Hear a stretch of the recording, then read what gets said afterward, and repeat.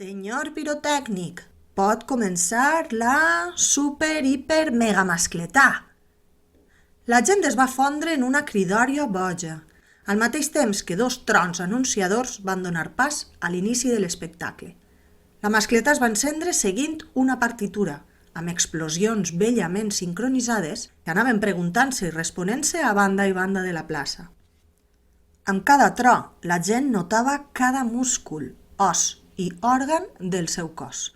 Participaven en la festa amb crits rítmics que acompanyaven les tremolors. La televisió pública valenciana retransmetia l'espectacle amb el rigor que requeria l'ocasió.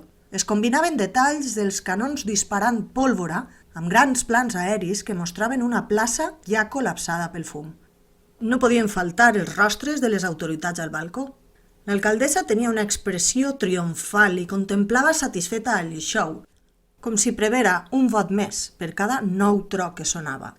Les falleres de la Cort d'Honor exhibien totes un somriure perfecte, fruit d'anys d'ortodòncia i algun tractament blanquejador.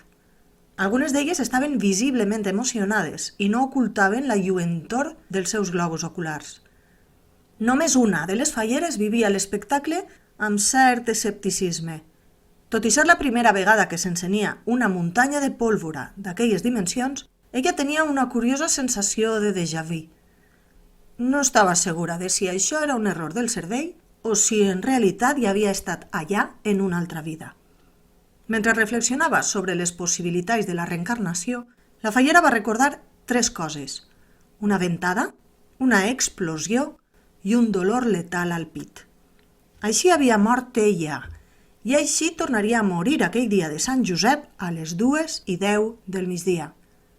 Abans que el pànic li emboirara la vista, un detall li va cridar l'atenció.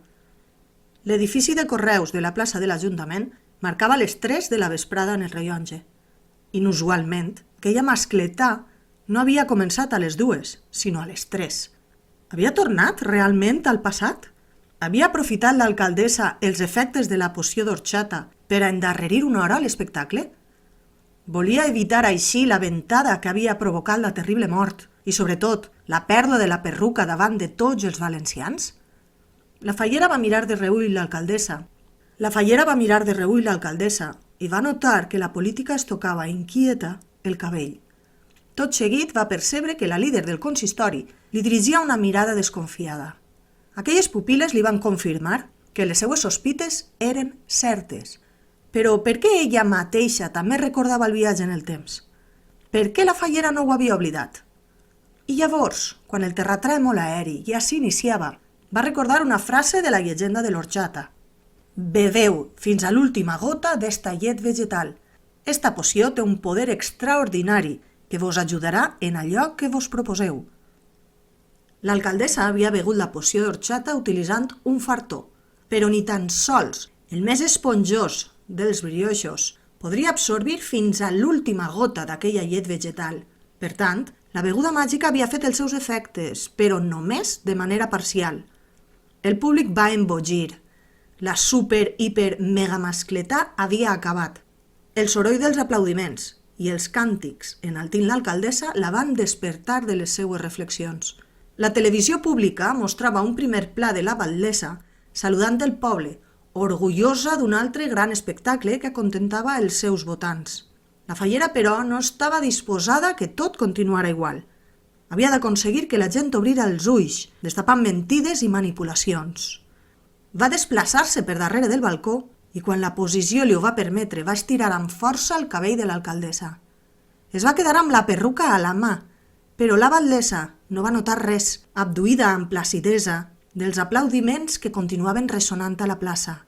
I aleshores un «Oh!» de les falleres de la Cort d'Honor i de totes les autoritats, inclosos els reis d'Espanya, li van fer notar que alguna cosa no anava bé. L'alcaldessa es va posar la mà al cap, buscant sense èxit la seua perruca. Es va girar i va veure que la fallera, somrient, sostenia aquell cabell fals. Colèrica, la líder municipal va obrir la boca i les cordes vocals van iniciar una vibració vigorosa, tant que el bram apocalíptic que van produir va destruir tots els mesuradors de decibels instal·lats amb motiu de la super, hiper, mega mascletà. La fallera estava satisfeta. Per fi s'havia venjat. No sabia si això serviria per a començar a canviar les coses, però, caram, era divertit humiliar una política sense escrúpols d'aquella manera. I això només era el principi. Ara que sabia fins on estaven disposats a arribar l'alcaldessa i el seu seguici d'assessors, començaria a modificar una per una les injustícies i enganys que havien comès. Al cap i a la fi, la fallera estava disposada a lluitar per una nova València fins a la mort. I més enllà.